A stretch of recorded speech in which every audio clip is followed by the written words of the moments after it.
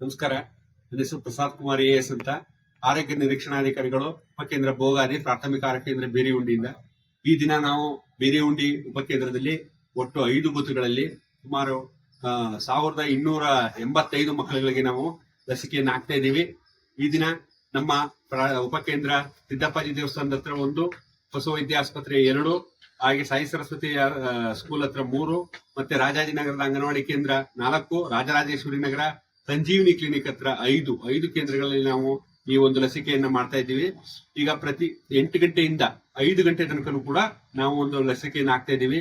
0 ಇಂದ 5 ವರ್ಷದ ಎಲ್ಲಾ ಮಕ್ಕಳಿಗೂ ಕೂಡ ಲಸಿಕೆಯನ್ನು ಹಾಕ್ತಾ ಇದ್ದೀವಿ.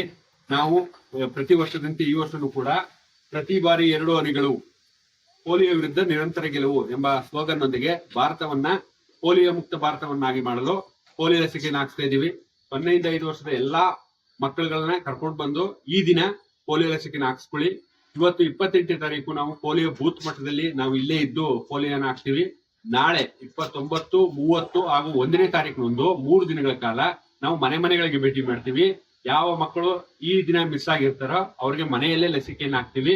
ಆದ್ರೆ ದಯಮಾಡಿ ಎಲ್ಲರೂ ಕೂಡ ಈ ದಿನವೇ ಬಂದು ಲಸಿಕೆಯನ್ನ ಪಡ್ಕೊಳ್ಳಿ ಅಂತ ಕೇಳ್ಕೊಳ್ತಾ ಇದ್ದೀವಿ. ಧನ್ಯವಾದಗಳು.